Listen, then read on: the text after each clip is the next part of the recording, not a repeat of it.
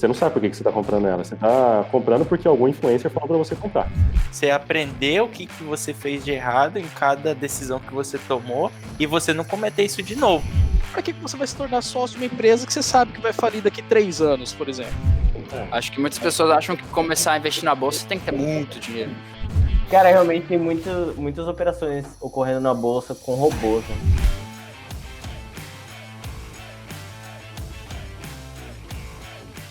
Olá, pessoal, estamos começando mais um Papo na Nuvem, o podcast da Nuvem Tecnologia.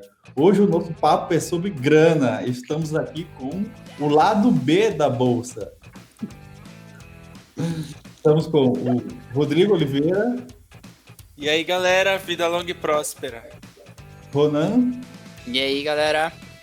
Raoni. Investir não tem nada a ver com apostar, gurizada. Tem mais a ver com boa prática e deixar os dividendos e o tempo trabalhar para você. Olha aí. Nosso querido Ricardo. Rapaz, eu não preparei frase nenhuma não, cara. Só tô bem feliz que minha estratégia é de longo prazo. Então, vamos seguir a vida aí. Nosso querido Galdino. E aí, galera, beleza? Na produção, Roger Sborkia e Lucas Santana. E este que vos fala, Gabriel Santos, Scrum Master aqui na Nuvem Tecnologia. Bom, pessoal, como o Raoni já falou, a gente tem essa visão que a bolsa é uma grande aposta.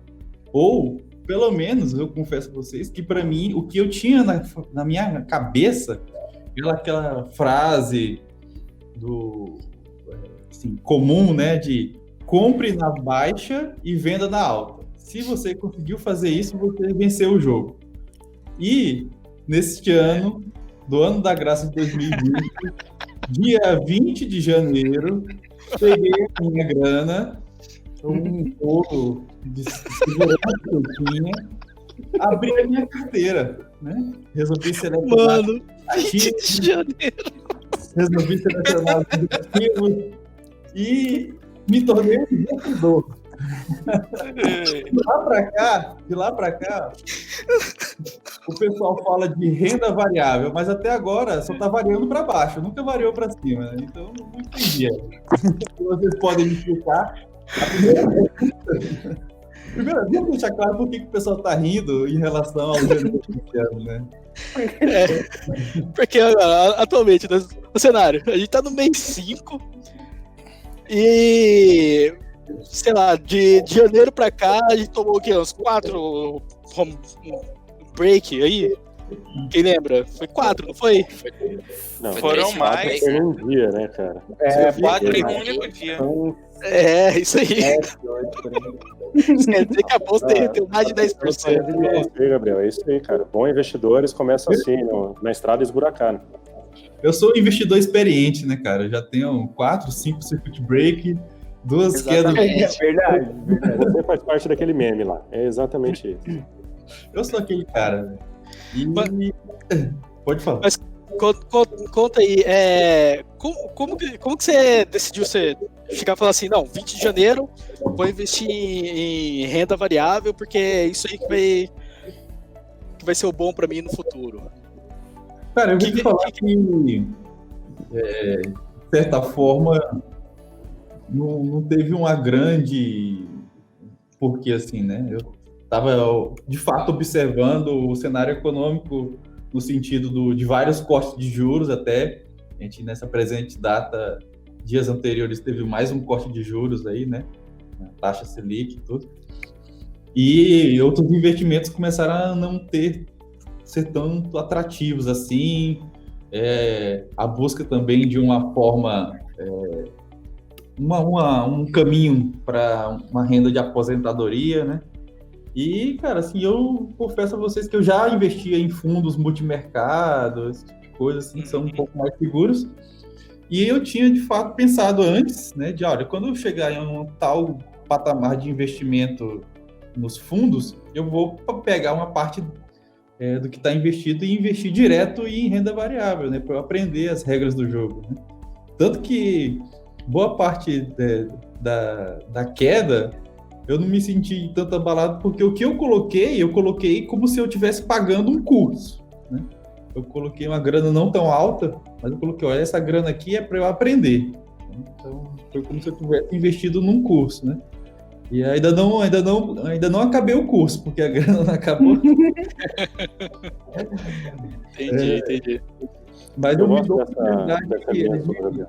de testando, né? De testando.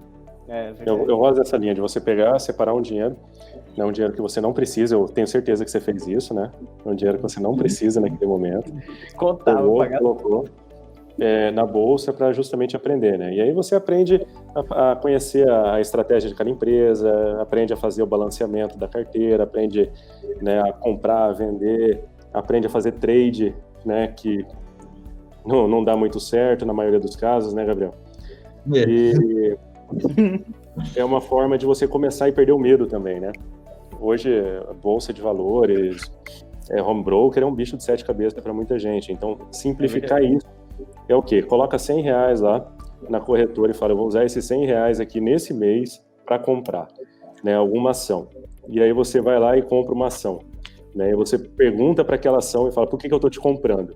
Né? Você não sabe por que você está comprando ela. Você está comprando porque algum influencer falou para você comprar, né? E aí você não sabe por que ela variou. E aí, o que acontece, né? Você fica brincando de ver gráfico só no Trade Map, fingindo que está realmente entendendo alguma coisa ali.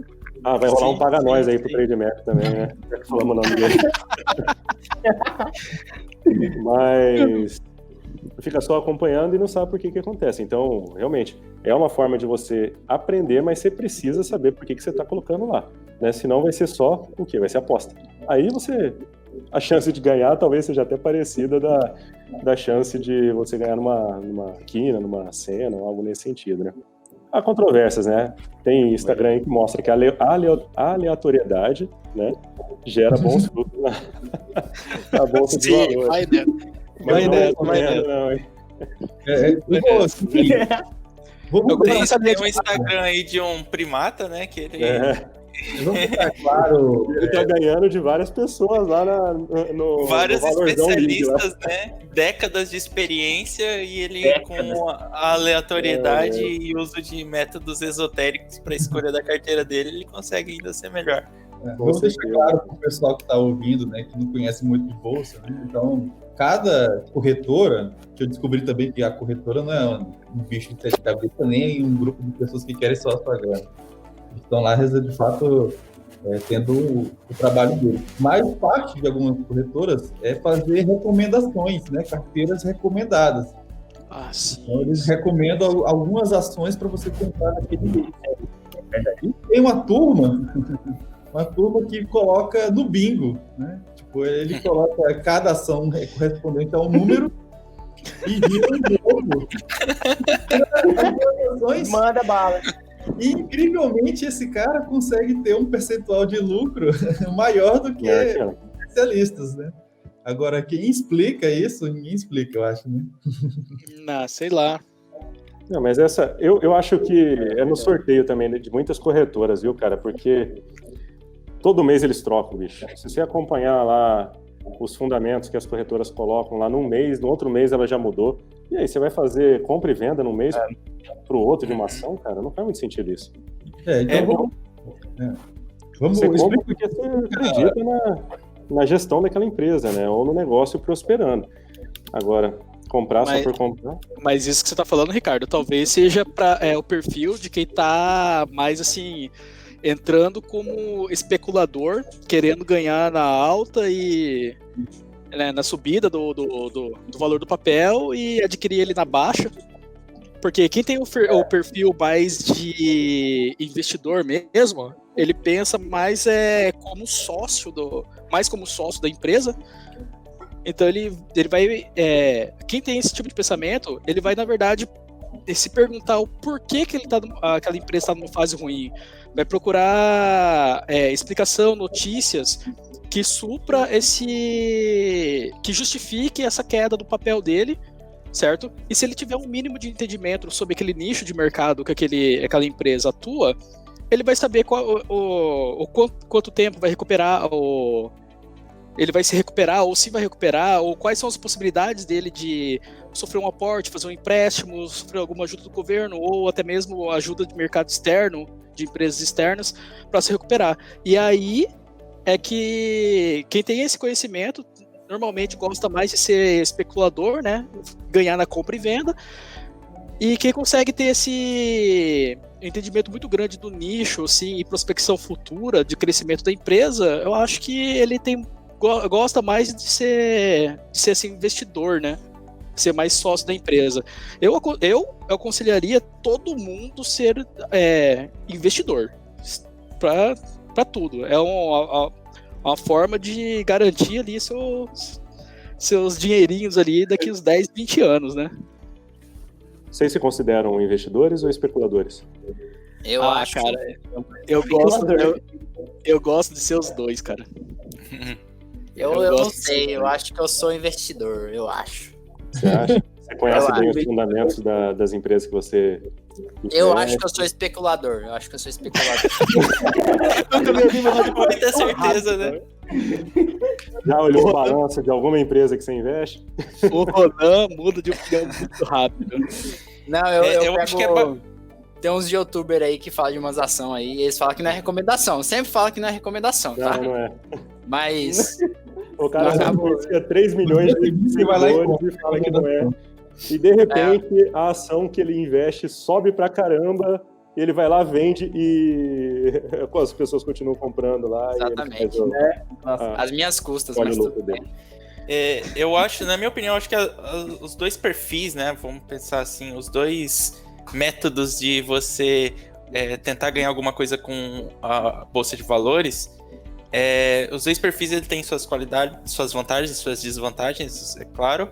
Mas no meu ponto de vista, o que é mais importante é que durante esse processo, você especulando ou você investindo, é você adquirir uma característica que é a resiliência. Você aprender o que você fez de errado em cada decisão que você tomou e você não cometer isso de novo e usar esse aprendizado para você melhorar cada vez mais. E isso é o segredo de você ter sucesso no mercado financeiro. É você minimizar seu erro e com isso você conseguir aproveitar as oportunidades. O grande erro, principalmente quem está começando, eu falo porque eu cometi isso quando eu estava começando a investir, é querer maximizar lucro. E com isso você acabava assumindo riscos sem sentido, sem cabimento nenhum, e aí você acabava perdendo e só quebrando a cara. É a febre da ganância isso daí. A febre da ganância. Rodrigo, deixa eu te perguntar um negócio. Nós estamos nessa fase, nesse momento? De realizar... aprender? Não, de ganância, por exemplo. Caiu muito a bolsa. Estava alta e ela caiu. Né? A gente escuta vários influencers, várias pessoas, redes, artigos falando: agora é o momento, última chance. Se não for agora, só daqui 10 anos para se tornar milionário. Coloque todo o seu dinheiro agora. Né? O que influencers que você consome, cara? De todo tipo, cara. Olha, assim, claro que minha experiência, eu não tenho nenhuma certificação nisso, e isso faz muito da minha breve jornada como investidor, mas no meu ponto de vista é um momento pra gente mais pensar no que a gente já fez e no que aconteceu até agora do que a gente tomar uma decisão. Olha aí, o cara sábio, velho. Eu particularmente, o que eu tô tomando de decisão agora é ainda se curar, observar o mercado, observar todos os fatores, todas as consequências que podem acarretar nos próximos meses, né, nos próximos anos, por conta da situação que a gente está vivendo. Então, antes da gente tomar uma decisão baseada na emoção, a gente tentar entender se o mercado vai se estabilizar, quem vão ser os players que vão se destacar depois de todo esse turbilhão que aconteceu. Então, ainda é o momento da gente refletir, pensar bastante, não de tomar ação. Exatamente. Não façam como eu. Então, olhando para isso que você falou, Rodrigo, né, você se considera um investidor de perfil conservador, moderado ou agressivo? Agressivo sou estranho, né? Arrojado, vamos lá. Arrojado. Agressivo é um cara que bate. É bem legal isso. Tem a CVM, né? a Comissão de Valores Monetários, ela padronizou um formulário e com base nas respostas, ela separa esse perfil, né, de investidor, né, conservador, moderado ou arrojado. Nos questionários eu me caracterizo como arrojado, mas o arrojado é assim, você está disposto a correr risco, mas quando você correr o risco, não significa que você está correndo um risco sem estudar, sem ter uma propriedade naquele risco que você está tomando, entendeu? Então, correr risco não é ser displicente. Então, eu me considero arrojado porque quando eu corro risco, eu tenho uma série de fatores e de análises que eu faço antes de tomar uma decisão. Você é aquele cara que entende os riscos que está correndo e você consegue falar, esse risco eu topo, ou esse risco eu não aceito. Exatamente. Se eu vou fazer uma operação, essa operação tem um risco alto, e eu entendo que a probabilidade de eu ter um lucro é maior do que o desse risco, não tem por que eu não entrar. Agora, um perfil conservador é aquele que, independente da chance de ganho, ele prefere não correr risco, entendeu? Uhum. É verdade. E isso depende do momento. Nesse momento, eu estaria numa pegada muito mais conservadora do que arrojada, digamos assim. Mas ano passado, com a bolsa estava fantástica para qualquer um que entrou ano passado, todo mundo ganhou dinheiro. Até quem sorteou no bingo, as ações conseguiu ganhar muito bem. Porque o mercado inteiro estava muito bom, né? Então... Gabriel, você deveria ter entrado 22 dias antes, hein? Não, mas a bolsa se resume a isso, é tudo antes. Tudo antes, né? Cara, você foi bem profundo agora mesmo. Cara. Exatamente, cara. Quem consegue explicar aí o funcionamento da bolsa aí? Por que ela existe? A bolsa Legal. basicamente é um lugar... a gente tá com uma participação especial aí no podcast, o Doguinho. A bolsa, ela foi criada basicamente... vem daquele conceito antigo de mercado, onde as pessoas trocam mercadoria e tal. A bolsa, ela criou com o objetivo das empresas, né, as empresas de capital aberto, elas disponibilizarem um pedaço da empresa para que o grande público tenha acesso. Então, a pessoa que adquire um papel na bolsa, né, de uma empresa, ela acaba se tornando sócia, né, de um pedaço dessa empresa. Ela tem um percentualzinho dessa empresa, uma cota de uma ação, né? Então, a bolsa, ela surgiu para intermediar isso. A pessoa não precisa conhecer o dono da empresa, os sócios da empresa, registrar em cartório a sociedade da empresa, não. A empresa que é de capital aberto, ela se disponibiliza suas ações na bolsa, e aí nós, né, meras pessoas físicas, temos condições de comprar esse papel. Então a bolsa, ela veio com esse intuito, e ela evoluiu ao longo dos anos. No início era no grito que as coisas resolviam, e seguindo a ordem alfabética das empresas. Então imaginem como que eram as negociações. Eu lembro dessa época. Exatamente. E hoje a gente consegue aí ter dezenas de milhares de operações, quem sabe até milhões de operações realizadas em um dia, né? Então, é um grande agregador de negócios, digamos assim. Tá, então vamos colocar aqui para quem está ouvindo, né? A bolsa, ela é um canal que permite você investir em empresas que estão com capital aberto. Não é qualquer empresinha, é uma empresa que passou ali por um crivo, né? Você pleiteia entrar na bolsa, não é qualquer um que entra, né? Então, já demonstra já um grau de segurança, né? Para aquelas empresas que estão ali. Não é uma empresa que vai abrir alguma coisa ou quebrar de uma hora para outra, a não ser que seja por um fator, né, externo a ela mesma. Uhum.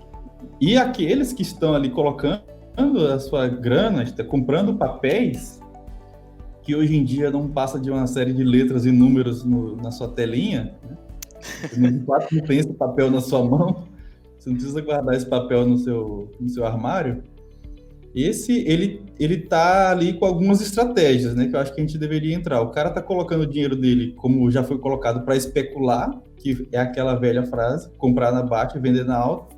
Esse cara não se importa o que essa empresa faz, qual que é o lucro dela, enquanto essa empresa está endividada. Ele está olhando os números, olhando os gráficos e prevê que aqui é o fundo e ele vai comprar na baixa e aqui é o topo e ele vai vender na alta. Ele está preocupado nisso, tanto que ele opera geralmente naquilo que tem mais liquidez, isto é, naquilo que tem muita compra e venda. Aí o investidor, né? Normalmente quem gosta de fazer esse tipo de coisa aí, que você tá falando, Gabriel, é o cara que vai gostar muito de brincar de opções, tá? E essas opções é o level 2 aqui do nosso papo, né? Eu queria classificar aquele que é o day trader, que talvez ele participa muito desse cenário, né? Comprar na baixa e vender na alta no mesmo dia.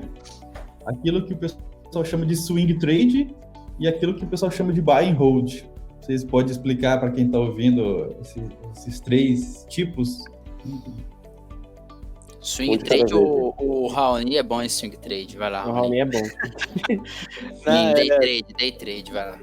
Não, day trade nem tanto, porque eu não tenho tanto tempo assim para ficar acompanhando a oscilação do mercado do dia, né? Mas foi ano passado, eu fiz um curso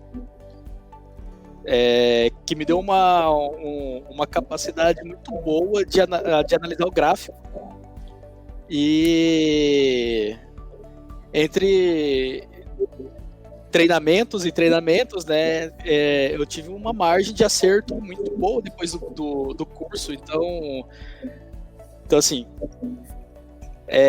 o day trade eu nunca fiz, não tenho tempo para ficar acompanhando o gráfico assim a todo momento. Swing trade já testei, já deu bom até, mas é porque por causa desse curso da análise gráfica, que consiste o quê? Você compra os papéis, se posiciona nele e você pode colocar uma trava de loss, né? Se cair de determinado valor, aciona o dispositivo de venda daquele papel e você pode deixar o gain dele lá, o ganho muito alto, um pouco baixo, ou nem deixar. Você fala, isso aqui vai estar muito alto a ponto de, em qualquer momento, eu vou lá e vou executar essa ordem aqui, e é isso, colocar no meu bolso e ir para casa.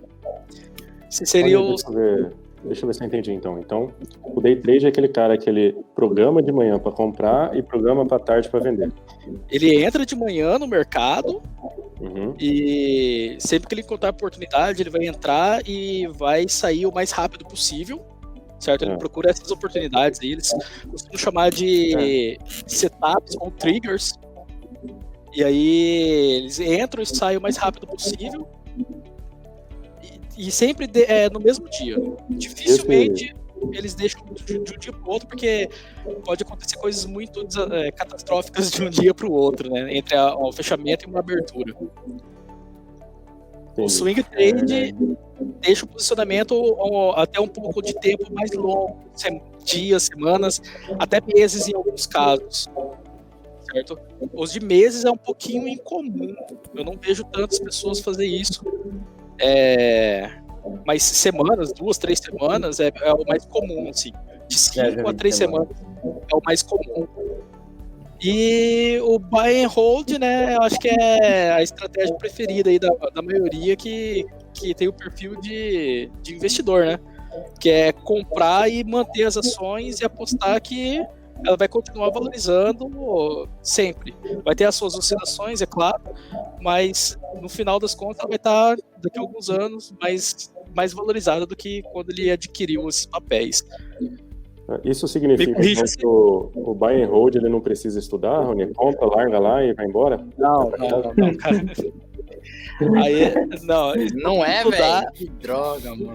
Não, infelizmente. Cara, eu e você não. Infelizmente não funciona assim.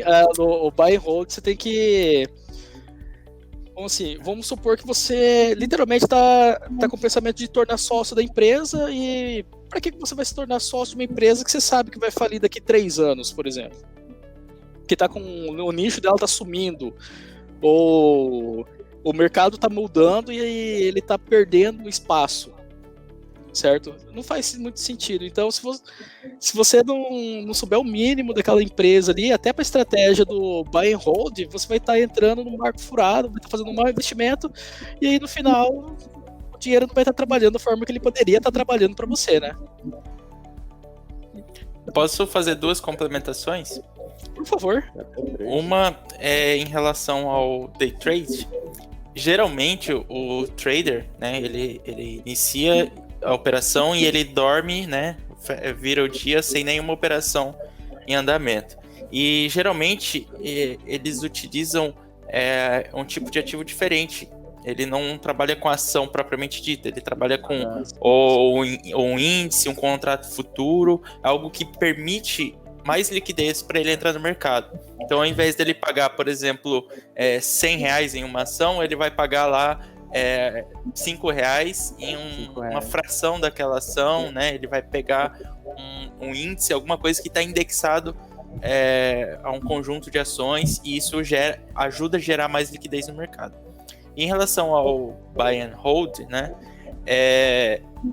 Eu não que um estuda mais que o outro, mas o foco de cada um é diferente. O trader, ele está analisando basicamente a análise técnica, analisando o gráfico, e tem lá todos os cenários possíveis de que o preço pode subir ou cair, e com isso ele toma a estratégia dele.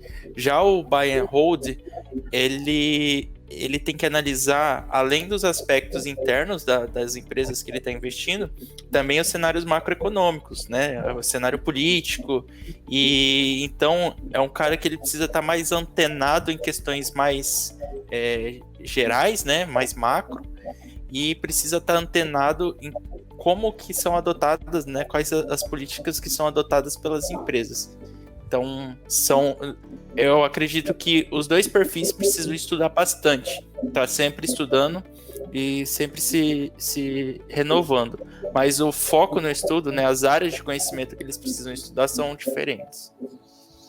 Nice, perfeitamente colocado.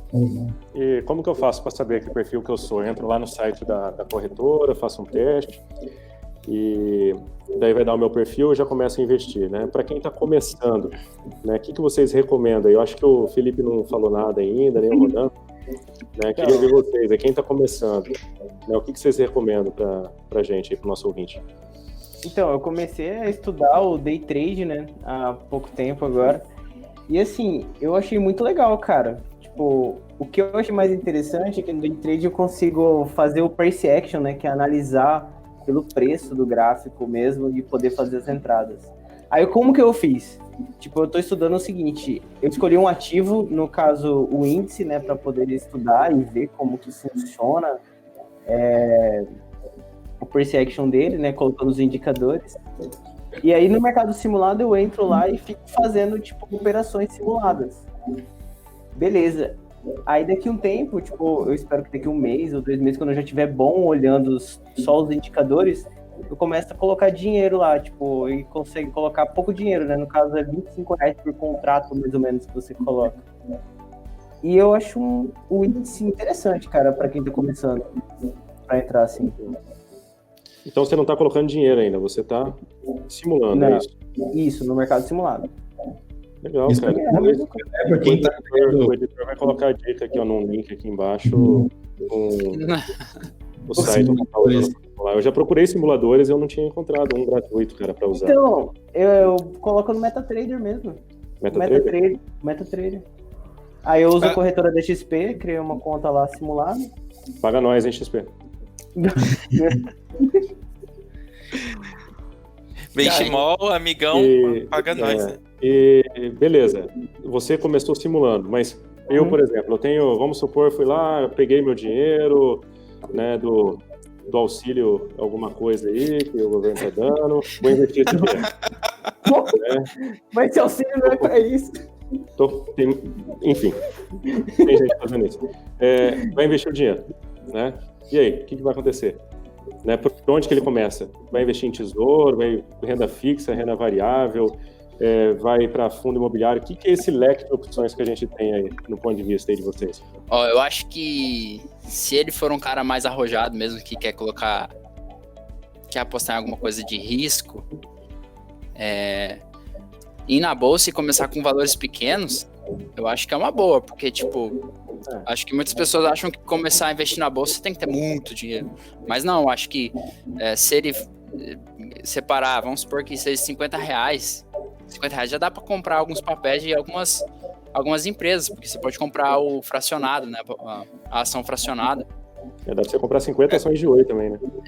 Também já virou sócio majoritário aí, né? Então, você consegue comprar exatamente 120 ações de Oi, mais ou menos.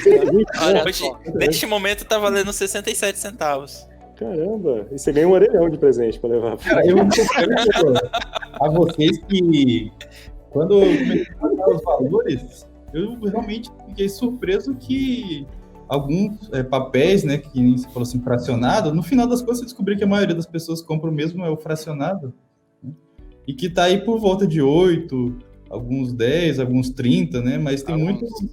Alguns 60 centavos. Alguns tem mais barato que isso, né, que você já percebe que o valor tá muito diluído. Mas você, com R$100, consegue comprar ali talvez uma dezena ou meia dúzia de ações bem interessantes, né? Uhum. Verdade. E você já perde bastante até medo. Às vezes o cara acha que investir na bolsa é um bicho de 7 cabeças, né? E às vezes você vê que com esse pequeno valor, sabe? Vamos começar com um pouquinho só para saber como é que coisa funciona, como é que uma corretora funciona. E aí nisso você já vai abrindo bastante a mente. E aí vai descobrindo um mundo muito cheio de possibilidades e tal. Que no fim das contas, se você dá uma estudada um pouco mais, você vai ver que não é tão de risco assim. É igual o Rodrigo falou, se você tem um tempo para estudar um pouco mais, você vai ver que seu risco é cadenciado e tem diversas estratégias até para amenizar o risco ainda mais. Para uma galera que me procura assim, para conversar sobre investimento em bolsa, em renda variável e tal, eu costumo dizer para eles que o segredo não é investir muito, mas é investir sempre, entendeu? Que não é o volume de dinheiro que você está atacando lá por semana, por mês ou por dia, que no final vai fazer a diferença para você. O que vai fazer a diferença é você ter a disciplina, sempre investir e deixar o tempo ali ser o exponencial do seu investimento, cara. Esperar esse tal desse tempo aí é ruim, não é não, Rony? Cara, então, é por isso que eu disse que eu tenho os dois perfis, né, de investidor e de especulador. Eu faço o investimento, né, a longo prazo, porque a ideia de você receber os dividendos todo mês, todo trimestre é genial. Só que aí você tem aquela coisa eu quero ganhar um pouquinho mais rápido, quero dar aquele sentimento imediatista, sabe? Você conhece, cara, esse sentimento. O sentimento de tirar dinheiro da reserva de emergência para comprar ação, porque eu achei que tava caindo. Cara, tava em 1.000 pontos. Tá, deixa eu perguntar aí, hoje, quem que tem reserva de emergência aí? Eu tenho uma parte, cara. Eu tenho para 2, 3 meses aí. Eu não tenho, não. Eu comecei a montar a minha agora porque eu me ferrei com essa crise que veio. Né? É a crise. Isso é interessante, né, cara? Impressionante. Reserva de emergência, né? Vou explicar para o pessoal.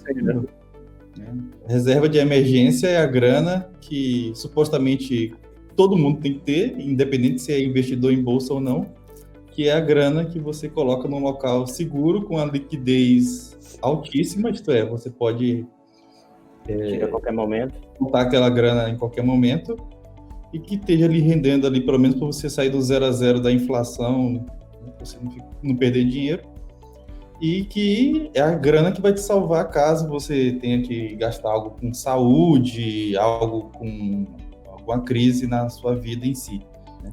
Outra e dá para não perder dinheiro com a Selic a 3%, Gabriel?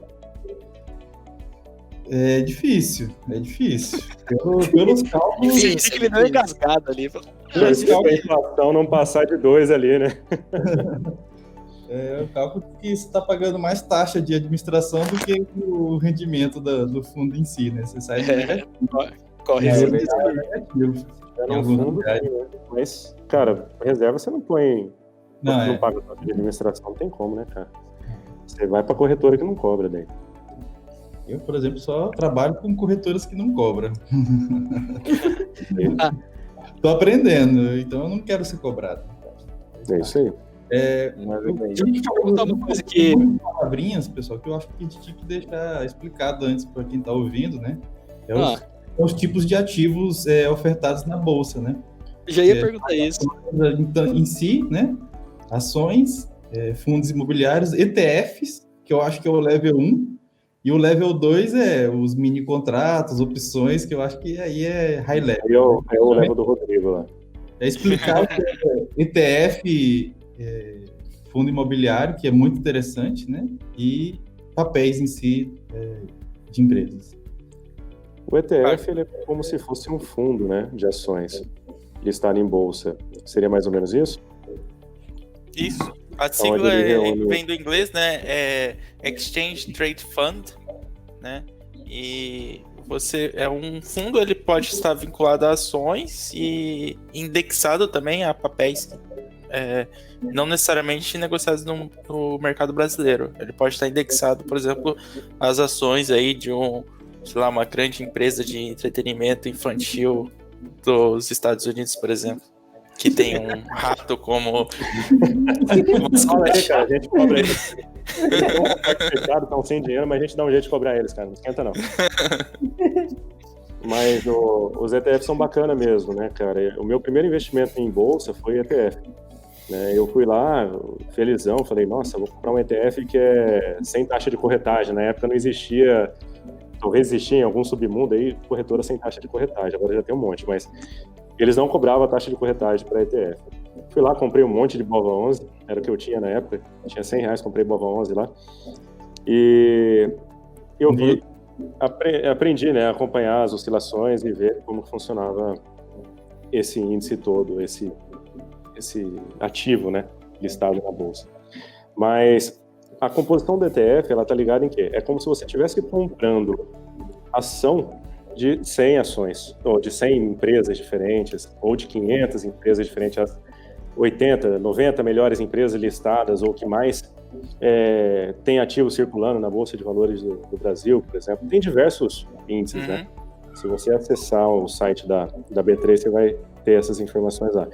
Mas desses índices aí, né, eu gosto muito do perfil conservador, né, quando a pessoa ela já começa a olhar em alocação em renda variável, né, não tudo em renda fixa somente.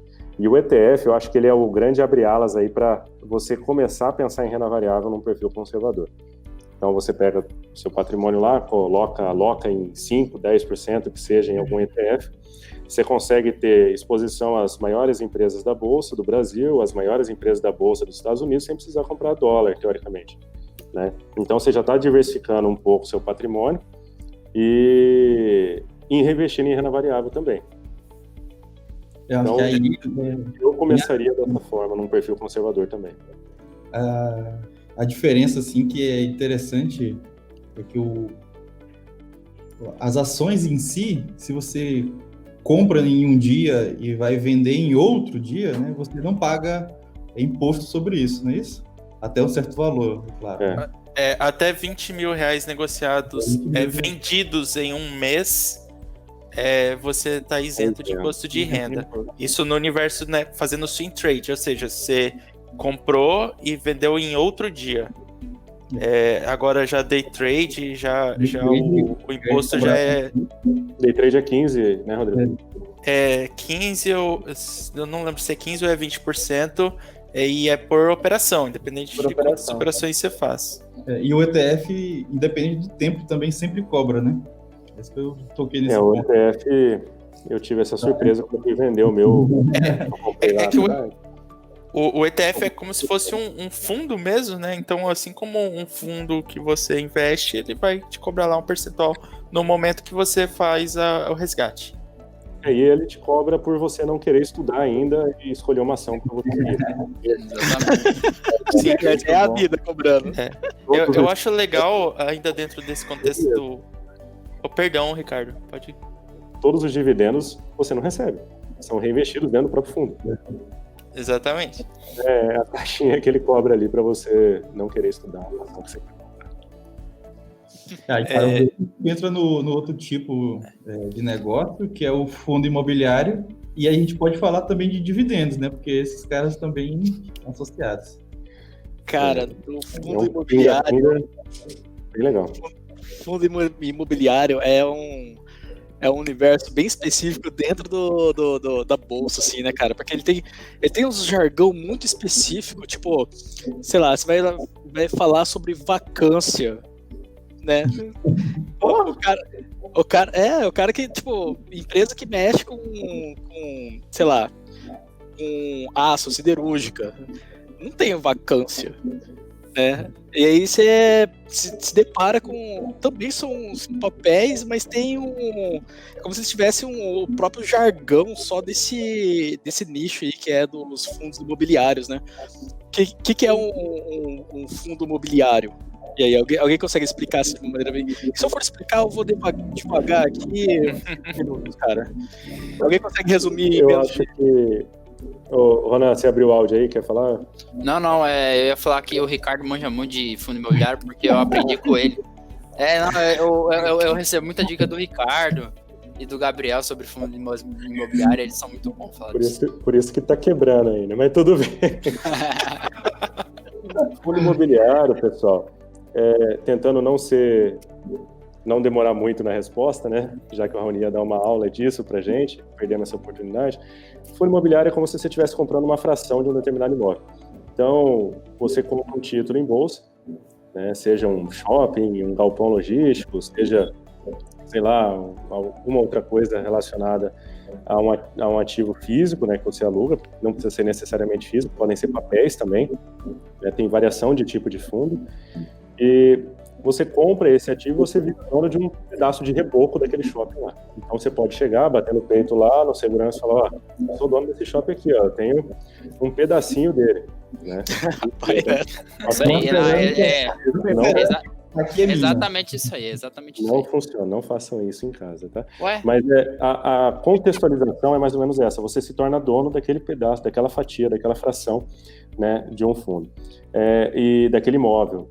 E de todos os imóveis que compõem o fundo. O Raoni estava falando de vacância. Vacância nada mais é do que o percentual que o fundo está deixando de estar alocado, locado os imóveis, né?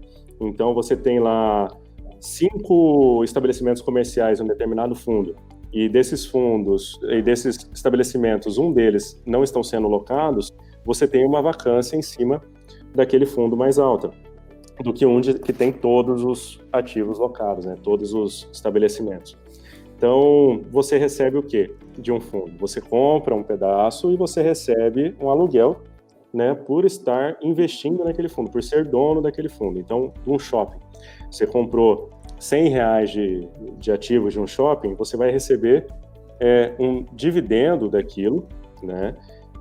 Relacionado ao quanto que o shopping arrecada de aluguel. E aí tem algumas regrinhas aí de que ele tem que repassar X% para a pessoa que investe, né, para a pessoa física que investe no fundo e tudo mais, né? Mas uma parte desse aluguel é retido na administração para eles fazerem investimentos, crescerem, comprarem, adquirirem novos estabelecimentos, e se esse for o objetivo do fundo também. Só para complementar, pode complementar. A questão do fundo imobiliário, o grande chamariz dele, né? Você vai ter um rendimento equivalente a um imóvel. Então, se você tiver um apartamento e alugar esse apartamento, e se você tiver o valor de mercado desse apartamento em um fundo, o rendimento que você vai ter vai ser semelhante, equivalente. Mas ele tem, eu vejo assim, 2 vantagens em relação até o imóvel. A primeira é que você não precisa ter todo o valor de um imóvel inteiro, então eu não preciso ter lá 300, 400 mil reais para ser dono de um apartamento e alugar ele. E o segundo ponto é que você é isento de imposto de renda no dividendo que você ganha. Então isso aí eu acho que é um chamariz muito legal.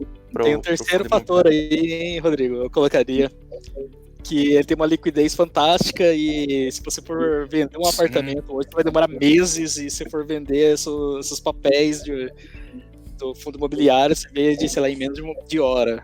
Acho que tem outro fator aí também, que no caso é que, tipo, quando você coloca um imóvel para alugar, né, geralmente você tem problema, às vezes, com inquilino e coisas do tipo, né? No caso do fundo imobiliário, você nem conhece quem tá lá alugando. Total. Esse gerenciamento, cuidar dessas manutenções, você não precisa se preocupar. E outra coisa, olha só. Nossa, tem bastante coisa.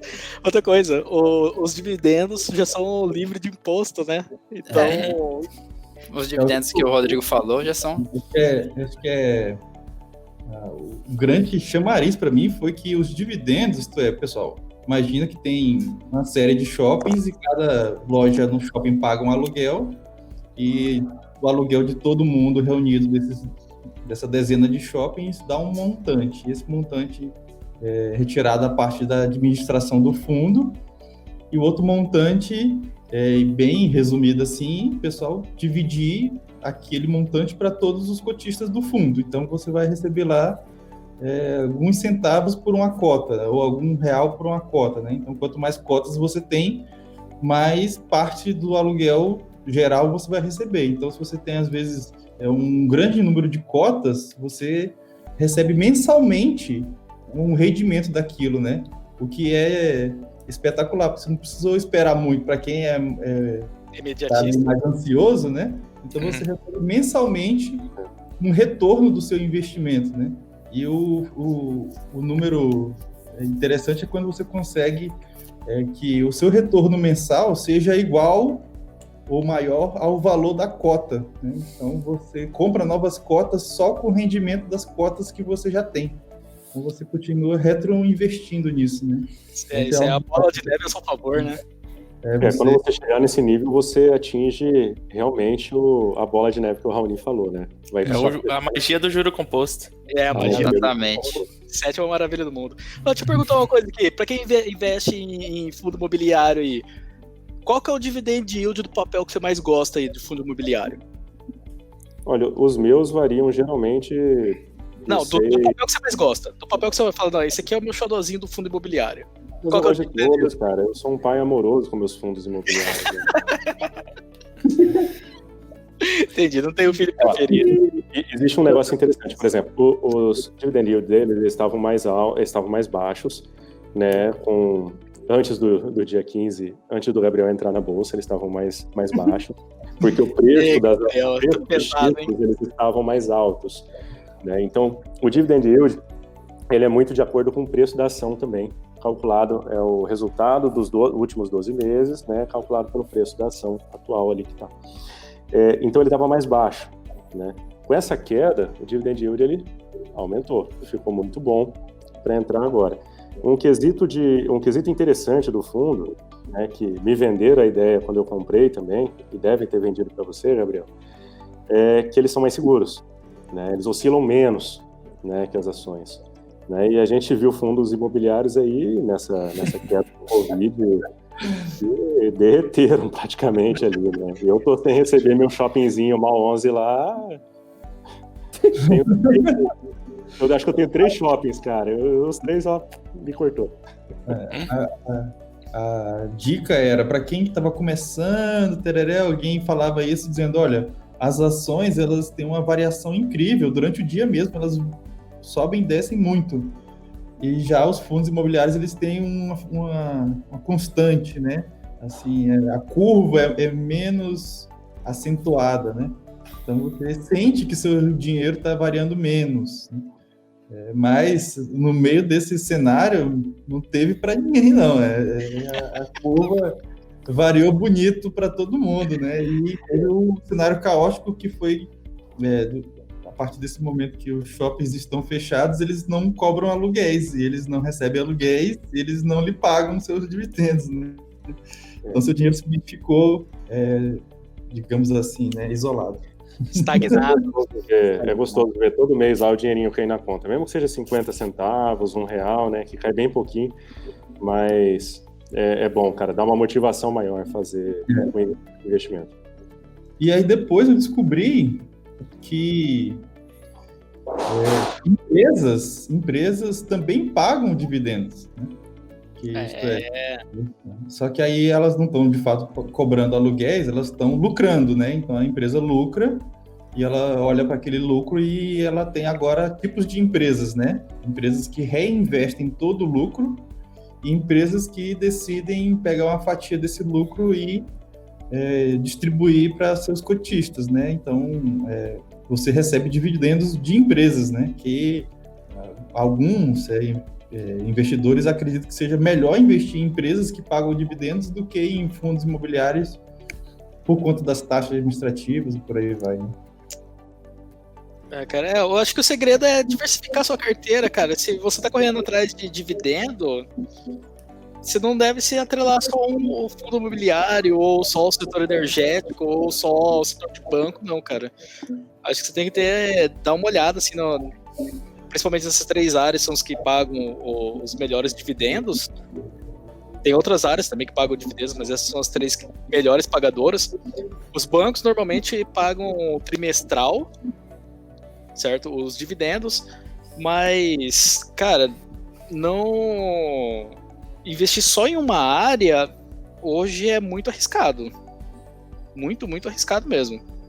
Vocês falaram em dividendo e rendimento de fundo, né? Me faz pensar em aposentadoria. Né? Aposentadoria hoje, nós que somos jovens aí, né? 25 aninhos, né? Vai ser difícil a gente chegar na aposentadoria que o nosso governo está prometendo aí. Como seria uma carteira previdenciária? Uma carteira voltada para o longo prazo, uma carteira voltada realmente para a aposentadoria, na visão de vocês aí? Como seria essa carteira de vocês?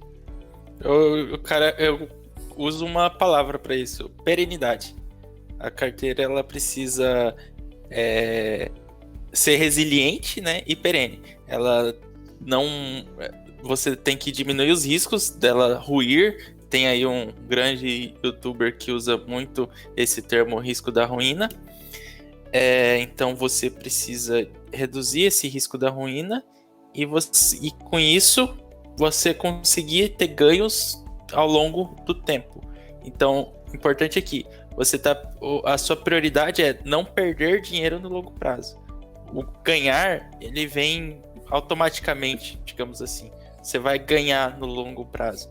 Tem um dos grandes investidores, eu não sei em quem é acreditada essa frase, mas diz que você investir em ações é arriscado. Não investir em ações no longo prazo é mais arriscado ainda. Então, assim, no longo prazo, o mercado ele se mostra interessante. Você vai ganhar dinheiro no longo prazo, porque você está investindo em empresas, e as empresas tendem a crescer, tendem a gerar, movimentar a economia. Então, para aposentadoria, você tem que se preocupar basicamente em não perder dinheiro. Então, a partir do momento que uma empresa ela começa a adotar políticas e tomar decisões que vão de encontro a essa filosofia, aí você teria que sair dela e procurar outra empresa. Eu acho que para aposentadoria, essa é a filosofia que eu sigo, sabe?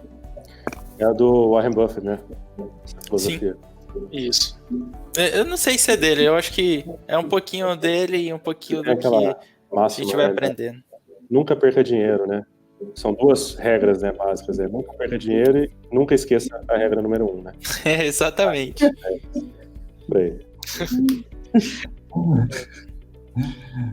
Genial, cara. Acho que a gente podia, então, para a gente responder a pergunta do Ricardo, falar os tipos de ativos de empresas, né? Assim, tem empresas que são focadas em crescimento, isto é, você olha para aquela empresa e fala, olha, agora ela não está dando lucro, mas daqui a 10 anos ela vai ser a top of mind do mercado dela. Tem empresas que já chegaram nesse ponto e estão só colhendo os lucros, e tem empresas que estão ali no meio do caminho, e tem talvez o quarto ali setor, que seria as empresas que já estão na boca da falência e você está apostando por uma recuperação. Para de falar da Oi aí, cara. Então, como que são essas empresas? Como que eu encontro elas? Como que eu identifico essas empresas? Cara, isso é uma Então. boa pergunta, É cara. uma pergunta porque, boa, hein? Essa aí. olha só, Fábio. Eu costumo consumir muito relatório de empresas especializadas em análise, tá? Então, eu não sou o cara que manja de análise e tal, mas eu sei ler relatório e é isso que eu faço. Eu cheguei um tempo de ter o costume de todo dia de manhã, a primeira coisa que eu fazia, depois que eu ligava o computador, era ler os relatórios. Ficava lá lendo os relatórios, dando relatório, ficava lá uns 45 minutos só lendo o relatório. E aí isso me dava uma visão sobre as empresas, né? Não era uma visão minha, mas eu sabia se a empresa estava no momento bom ou se estava no momento ruim, se ela tinha uma prospecção boa a longo prazo, se a prospecção dela a longo prazo, segundo a visão desses especialistas no assunto, eram boas ou ruins. E aí eu tomo ainda minhas decisões em cima disso, cara. Eu não... Quem que consegue fazer uma análise aqui de uma empresa? Assim? Eu já tentei, juro que eu já tentei fazer análise. Eu demorei, sei lá, 3 semanas e olhando, tipo, 1h30 por dia sobre a empresa. E depois de 3 semanas eu desisti e falei, isso não é pra mim, não sei fazer, vou pagar os caras que sabem fazer esse negócio aí e consumir o conteúdo deles, é isso. Então tem mais um player aqui, ó. Pra quem tá ouvindo e não conhece nada, você vai ter quase que necessariamente ter uma conta em uma corretora, né? Às vezes até o seu próprio banco que é a sua corretora, mas vai ter uma corretora que vai fazer essa transação da sua grana para a Bolsa Balcão, Brasil, Bolsa Balcão, acho que é isso, né? B3. E a casa de análise, né? Que seria esse outro player, que são empresas que tem um grupo de pessoas ali cabeçudas, analisando o mercado, notícia, balanço, relatórios, enfim, das empresas, e elas vão te proporcionar uma análise, né? Então, vale a pena seguir essas casas de análise, pessoal? Olha, eu acho que vale sim, até por aprendizado, né? Você não conhece nada, você começa a ler os relatórios, você vai aprendendo até mesmo por osmose ali, né? O Raoni, ele me indicou muito desses relatórios no começo, quando a gente estava conversando, e quando ele estava investindo em Bitcoin, né? E ainda bem que eu não fui para o Bitcoin, eu fui para outra área lá. Ainda bem, não deixei ninguém ir para isso. Mas as casas de análise hoje eu aprendo bastante, porque eles têm relatórios diários, né? Tem os calls que eles chamam, né?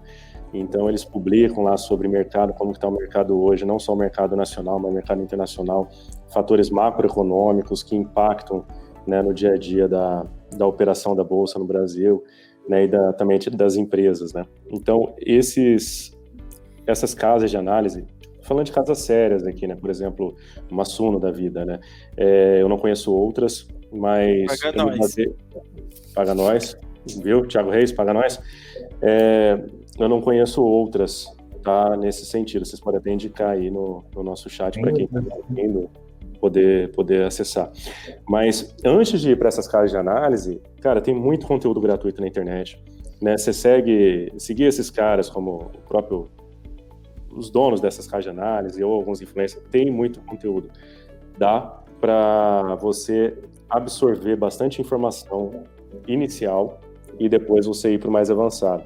Porque você vai começar a ver termos ali naqueles relatórios, como dividend yield, liquidez, IL, PL, LPA, EVPA, e aí você vai ter que parar, buscar informação sobre aquilo, tentar entender, ou você vai ler corrido, fingindo que entendeu e não vai valer de nada. Então, a recomendação é essa, né, para quem está começando. Cara, a recomendação para quem está começando, cara, se você não entender um termo, para imediatamente e corre atrás daquele termo lá para você entender. Porque se você não entender aquele termo, tudo ali para baixo não vai fazer o menor sentido para você. É que nem O cara se aventurar a ler um livro de física e não entender um conceito básico de algum termo que está ali como uma fórmula ou com um número, né? E o cara continuar lendo como se aquilo lá não fosse importante. Claro que é importante, né? Eu acho que essas recomendações, no primeiro momento, as decisões que são tomadas, né, para quem está começando, vai muito do que está no relatório. Então, as decisões são tomadas seguindo as orientações do pessoal que está lá. Mas ao longo do tempo, conforme você vai aprendendo, você vai adquirindo experiência, você vai tirando suas próprias conclusões, você vai questionando muitas vezes esses relatórios. Não que o relatório é ruim, mas o relatório ele vai chegar até um certo nível. Se você quer avançar daquilo, você vai ter que adquirir outras fontes de conhecimento. Você vai começar a questionar aquilo e tomar suas decisões para o que faz mais sentido para a sua filosofia de investimento. Então, a partir de um momento que você adquire uma base de conhecimento, você se torna mais independente o foco do seu investimento vai ser aquilo que realmente faz mais sentido para você. Eles conseguem embasar melhor as suas decisões, né? Você sabe o porquê que você está tomando aquela decisão. Sim. E às vezes até a casa de análise ela já fala, olha, esse aqui é um relatório se você está procurando small caps, esse aqui é um relatório se você está procurando fundos imobiliários, né? Porque a própria relatório tem um viés e aquela casa inteira de análise tem também o viés dela, e às vezes, acho que é isso que o Rodrigo está falando, você começa a descobrir o seu próprio viés e começa a ter o seu feeling, pô, esse cara aqui tá me puxando para esse lado, mas eu descobri que eu gosto mais disso, né? E aí você vai se caracterizando. Eu mesmo, através do meu auto-aprendizado, né? Como é que é o nome? Autodidata, eu comecei interessadíssimo em small caps. Né? O que é uma small cap, para quem está ouvindo? É uma empresa que ela não é uma empresa pequena, né? Porque ela está na bolsa, mas ela, comparada às empresas da bolsa, ela é uma empresa pequena, né? Então, é uma empresa que está ali tentando se destacar, né, no mundo, né? Talvez eu vou começar a citar o nome de empresas, mas que são empresas altamente conhecidas, né? Como talvez o próprio Banco Inter, né? Para quem não conhece, é um banco que é uma fintech e basicamente o modelo de negócio dela está a descobrir, né? Ela está meio que um marketplace de serviços econômicos, mas não está bem definido. Mas é uma empresa já gigante, que tem investidores, né? Então você compra uma empresa no nível de um small cap, imaginando, olha, a tendência é que tudo seja uma fintech e que essa seja uma das maiores. Então, eu espero que daqui, num fluxo maior de tempo, ela seja uma empresa consolidada. Então, está investindo na empresa pequena, esperando que ela cresça. Aí eu descobri que isso ia demorar muito, né? Como vai aprender desse jeito, eu fui para o mercado imobiliário, né? Para os fundos imobiliários. E eu já descobri logo de cara que no mês seguinte caiu os rendimentos. Opa, é aqui mesmo. E eu descobri uma palavra chamada diversificação. Nossa, eu diversifiquei tanto que eu fiquei altamente pulverizado. Não faça isso, pessoal. Não faça. Porque qual é a dificuldade, turma, que, por exemplo, quando a gente está falando aqui, uma empresa, você compra um papel que seja do Banco Inter, ou todas essas empresas são conhecidas, né? Petrobras, Banco do Brasil, você conhece essa empresa, você já foi no banco, né? Você já foi na agência, né? E quando você vai para o fundo imobiliário, eles são números e letras de locais distantes, né? Que você até pode ver a foto, ver no Google Maps, mas fica muito incipiente, diferente das empresas que você tem uma relação com ela, né? E quando eu pulverizei demais fundos imobiliários, então aí muito menos, né? Talvez depois, agora, eu tenho só 3 fundos imobiliários, que eu acho que já até é uma quantidade boa, né? Aí comprei também ETF, né? Principalmente o ETF do IVVB11, que é para quem está ouvindo, é uma forma de você comprar um ativo que representa as 500 maiores empresas dos Estados Unidos, né? Então, iShare 500. Esse, né? Você está comprando um ativo em reais, mas ele está ali convertido para empresas de fora, né? Ele está recomprando um ETF lá de fora, na verdade, que é o VVB, alguma coisa lá, né? Acho que é isso.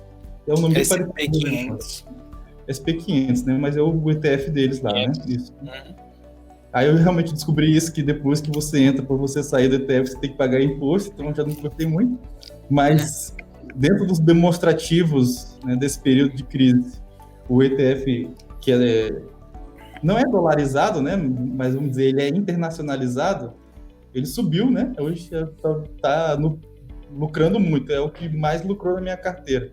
Então, valeu muito a pena. E depois eu descobri as empresas grandes mesmo, que às vezes o pessoal chama de blue chip, né?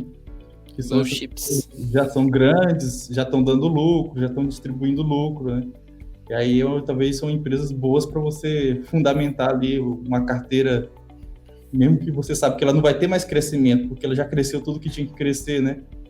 Mas ela vai estar ali na sua carteira trazendo algum rendimento. Então, pelo menos ali foi já a minha zona de aprendizado, né?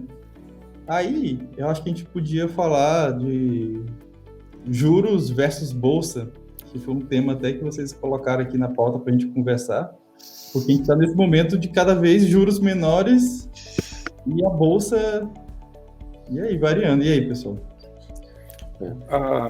A gente teve a notícia, né, que foi cortado em 0,75 a taxa básica de juros, a Selic, pela última reunião do Banco Central.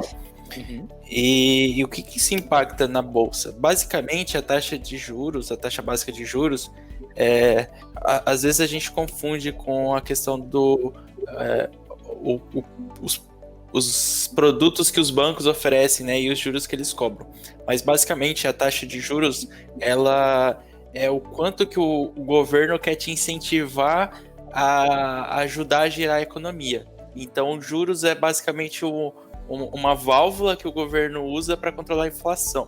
Se você diminui os juros, você está incentivando as pessoas a girarem o mercado. Girando o mercado, girando a economia, você aumenta a inflação. Então, você aumenta os juros, você diminui a inflação. Você diminui os juros, você aumenta a inflação. E não tem uma relação direta, mas uma correlação muito alta, né? Entre juros e inflação. Então, com o cenário que a gente está, com a inflação baixíssima e uma crise financeira já batendo na porta, né? A água já está espirrando naquele lugar lá. O governo ele quer ajudar a movimentar o mercado. Então, ele diminui a taxa de juros para incentivar as pessoas a entrarem no mercado. Mas como que funciona isso, né? Basicamente, os juros é o quanto que o governo vai te pagar para você emprestar dinheiro para ele. E aí você tem o Tesouro Direto, que é o melhor exemplo que a gente tem. Então, quanto que o governo paga para você dar dinheiro para ele trabalhar, fazer os investimentos, construir estrada, construir ponte, investir em saúde e educação, por exemplo. Então, o governo ele está deixando de captar dinheiro para ele fazer investimento, para que seja muito mais atrativo você entrar no mercado financeiro. E aí você vai, em vez de estar dando dinheiro para o governo, você está se tornando sócio de uma empresa e ajudando essa empresa a investir, gerar emprego, né, movimentar a economia, né, indústrias, bancos e etc. Então, tem uma relação direta e vai muito da política econômica do país. Vamos pensar alguns anos atrás, 5 anos atrás, na época da nossa... que a gente tinha a presidente Dilma, as taxas de juros eram altas. Então, não existia... valia a pena eu investir numa ação que me dava, sei lá, 15% ao ano de rentabilidade, ou valia a pena eu investir no Tesouro Direto que me dava 14%. A ação, o risco inerente a uma ação é muito grande, né? O risco do mercado é muito grande. A empresa quebrar e tal. E já você emprestar dinheiro do governo, o risco é o governo quebrar. Então, a chance do governo quebrar é muito menor. Então, era um momento... Quebra tudo, né? Quebra o Brasil, né? Então... Exatamente. É verdade.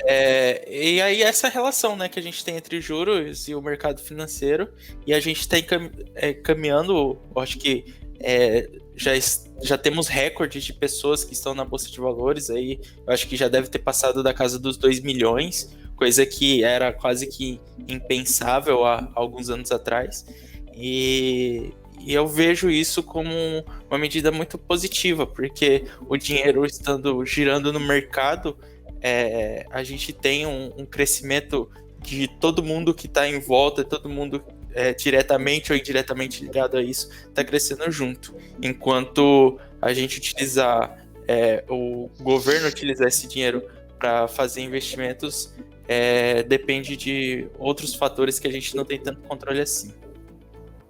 E incentiva o mercado como um todo, né? Imagina a empresa que você comprou ação por tal valor e ela tinha empréstimos, né? Ela pegou dinheiro para se alavancar a empresa em si, né?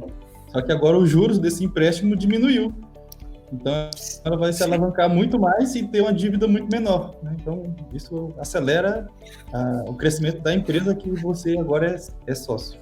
E tem um outro efeito também, né, que quando a empresa ela pegou empréstimo a uma taxa anterior, né, de 5, 6, 7%, igual era em 2018 de CDI, né, 118% de CDI, por exemplo. Uma empresa pegou empréstimo nessa taxa. Como é pós-fixado, está atrelado ao CDI, você reduz ainda para 3%, você reduz a dívida da empresa com o credor dela. Uhum. E essa empresa, em vez de pagar, sei lá, 100 mil reais de juros em cima disso, ela vai deixar de pagar. É um dinheiro que volta para dentro da empresa, ela cresce também por deixar de pagar com juros que ela teria que pagar com uma taxa básica maior. Perfeito. Cara, já quase chegando na reta final, mas tem mais um player nesse jogo, que tem o lado A da bolsa, né? Que são os grandes investidores, que é a turma, o peixe grande. Tem o lado B, somos nós, né? Somos a turma que dá dinheiro para o lado A. Exatamente. Total. E tem os robôs, né? Que é uma novidade no mercado, né, cara? Que você olha lá que as ações estão variando de uma maneira incrível e no final de tudo é só robô. E o que vocês acham que vai ser daqui para frente? Cara, se você souber onde que eu compro um desse aí, você me fala, velho. Pois é, tô querendo saber desse aí também, mas... Você tá desenvolvendo aí, Felipe, um robôzinho pra nós aí? Cara, realmente tem muitas operações ocorrendo na bolsa com robôs, né? Mas geralmente são players grandes que fazem tipo, esses robôs de HFT e tudo mais. E também tem a galera que começa com aquele robozinho, né, em casa, né, desenvolvendo, e coloca aquele robô raiz. Aquele robô raiz lá no código e tal. É bom que o robô não tem sentimento, né? Tem que comprar ali naquela hora. Eu uso uns robôs para testar, tipo, alguns parâmetros no gráfico mesmo, para ajudar na análise. Eu acho interessante, inclusive, usar. Ele ajuda bastante, porque ele consegue olhar muito mais tempo para trás, né, do que eu consigo ver, tipo, visualmente. Uhum. Ele já me entrega o resultado pronto. Eu falo assim, pô, analisa, por exemplo, essa média móvel cruzada aqui em 10 anos, tipo, nesse índice. Aí ele me mostra lá e fala, pô, realmente isso aqui teve um lucro se eu usar a média móvel, por exemplo. Então é um recurso bem interessante pra galera.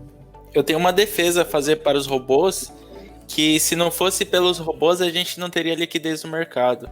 Vamos pegar um cenário de 3 anos atrás, que a gente tinha 600 mil investidores. Você acha que você colocasse uma oferta lá de vender um papel que você tem, que você está precisando de dinheiro na hora, você não ia conseguir se não fosse pelos robôs. Os robôs que geram essa liquidez no mercado e possibilitam de resgatar rápido. Porque o robô fica comprando e vendendo assim? Sim, o robô, ele que movimenta. Eu tava até procurando aqui agora o percentual. Eu já li em algum lugar que cerca de 40% das negociações feitas na bolsa é feita por robô. Nossa, então, na bolsa brasileira. Caramba, então, eu não sei a fonte, tá? Eu falei esse número é de uma memória que eu tenho aqui, tá? Eu procurei aqui agora, mas eu não consegui encontrar. Mas é um volume muito expressivo. Então, eu achei que ele ia tirar um chip da cabeça dele. Isso é genial. Eu tenho aqui na minha memória, no meu HD aqui. Então, cara, eu defendo os robôs. Eu acho que é uma maneira justa, assim, de você entrar no mercado, ganhar dinheiro e fornecer um ecossistema mais competitivo, saca? Então, Rodrigo, deixa eu perguntar, você já experimentou aqueles robôs e plataforma já prontinho assim? Não. Tipo, SmartBot e coisa assim? Não, sinceramente, eu sou o cara que gosta de ter controle da situação. Então eu gosto de conhecer o que está acontecendo por trás. Eu prefiro não confiar. Inclusive clubes de investimentos, essas coisas, fundos também, eu não me interessam muito, sabe? Eu acho meio cabuloso também. O robô é bom você conhecer bem o que ele faz, cara, antes de você colocar o dinheiro nele, entendeu? Assim, né? Tem a plataforma. Hoje tem plataformas lá que mostra qual que é a estratégia do robô, e você parametriza ele do jeito que você gosta. Dá pra você fazer os backtest lá e você vê como que roda. Em geral, eu já fiz alguns backtests, já fiz uns, 4, 5 meses de backtest. Para os robôs que tem alguma performance boa, eles cobram um valor tão alto para rodar o robô que o que ele ganha você deixa no robô e fica 0 a 0, tá ligado? Então, por exemplo, melhor. Não faz muito sentido. Se eu tivesse um robô rodando na minha conta, ele ia lá ver que eu realizei lucro, a bolsa está caindo X%, ela nunca caiu assim, aí atingiu aquele percentual, ele vai e realiza o lucro, depois caiu mais, ele vai e compra, e subiu um pouquinho, ele vende, e fica nesse ping-pong aí. Depende da estratégia, né, do robô. Mas a estratégia mesmo eles não revelam, né? Porque se ele falasse estratégia, eu tenho que programar a estratégia no robô? Não, você parametriza. Cada robô tem uma estratégia lá, tem bandas de boiler, não sei o quê. E aí você define os parâmetros, se define se você vai fazer mais operações em um dia, menos, ou você parametriza por qual que é o lucro máximo e lucro mínimo que você gostaria e tal. Tem vários parâmetros, os parâmetros mudam de acordo com as estratégias. É claro que eles não revelam qual que é o cálculo por trás ali. Mas, cara, eu fiz alguns testes já, foi ano retrasado, ano passado. E assim, o dinheiro que você coloca lá, ele lucra. Só que aí tem a taxa de administração do aluguel do robô, que aí você deixa todo o lucro no robô, tá ligado? Mas você pode fazer seu próprio robô. O Felipe, no começo, ele falou do MetaTrader. É uma plataforma open source, né, que permite você construir seus algoritmos lá dentro e você conectar com várias corretoras. Aqui no Brasil, a gente tem várias corretoras que têm suporte ao MetaTrader. Você podia explicar um pouquinho mais, Felipe, como funciona?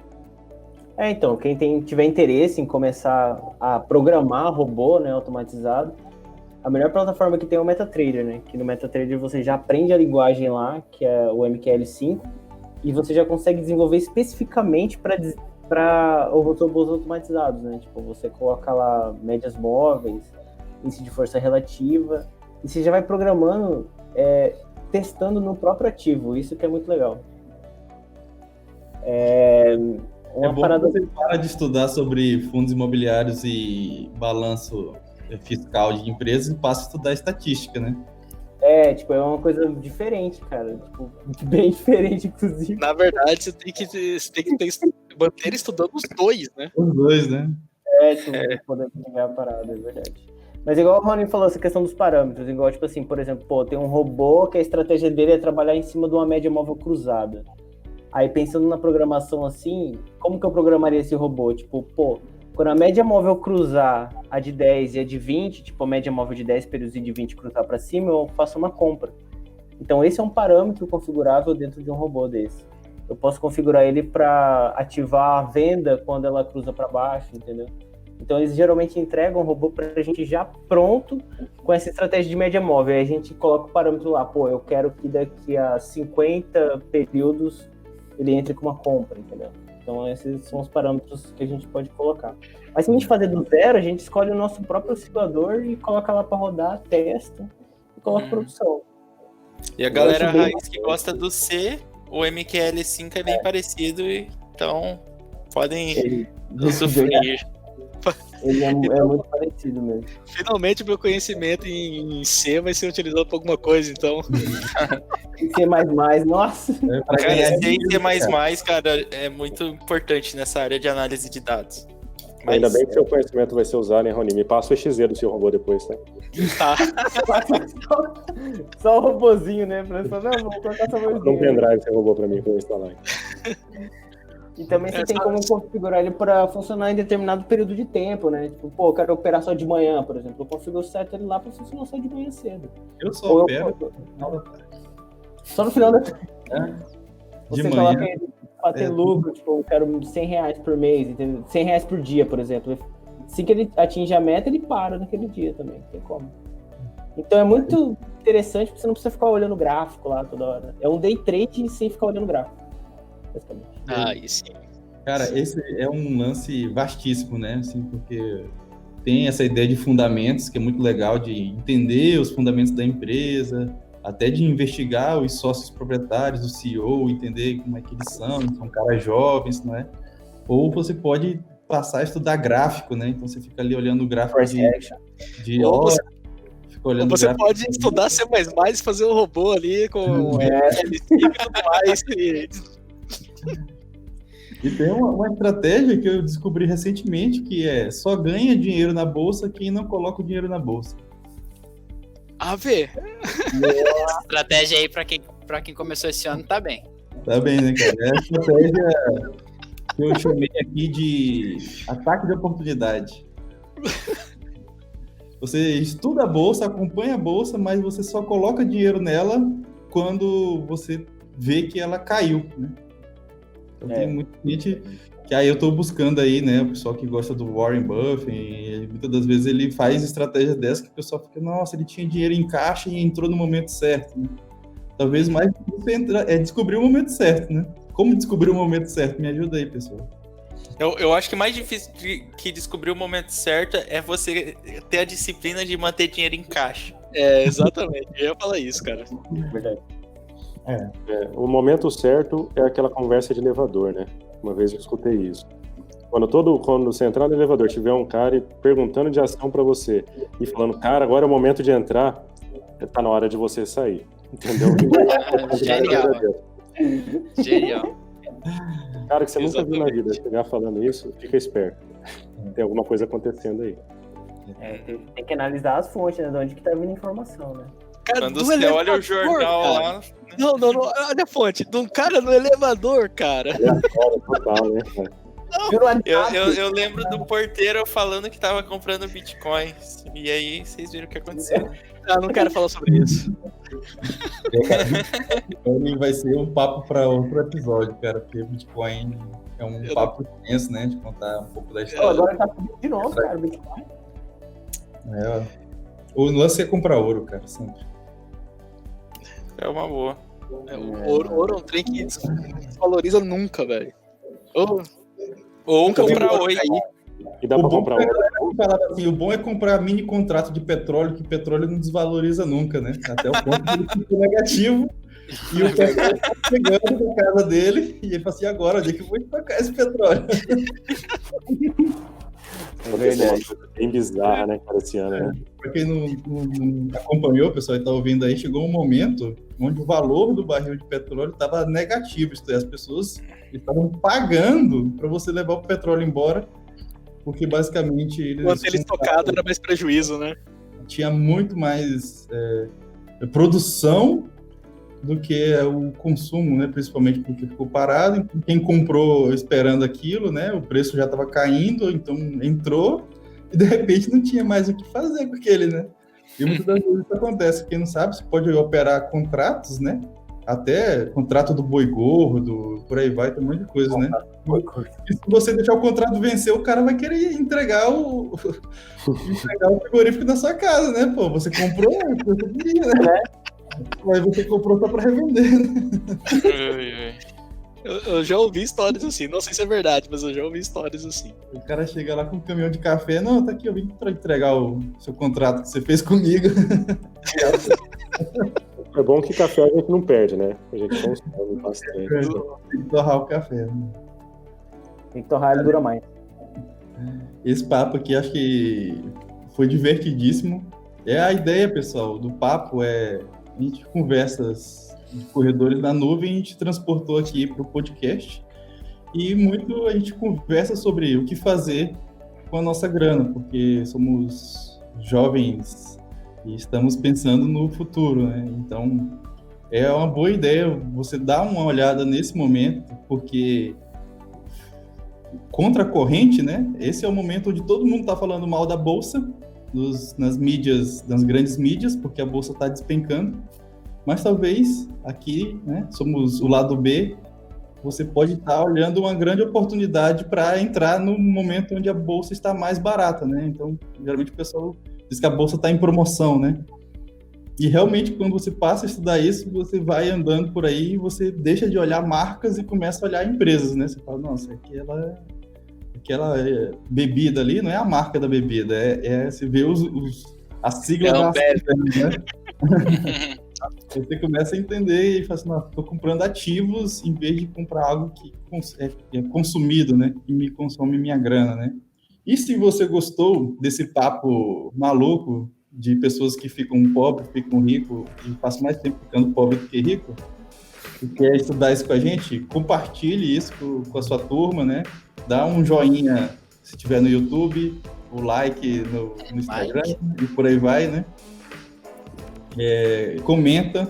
Agora a gente tem um e-mail, né? Que é paponanuvem@nuvem.net. Então, você pode mandar sua sugestão de tema, se às vezes você quiser participar. Siga nossos canais no Spotify, no Deezer, né? Para ouvir os próximos episódios. E é isso aí, pessoal. Agradeço a participação de vocês. E no mais, nada mais. Tchau! Uhul! Valeu! Vida longa e próspera.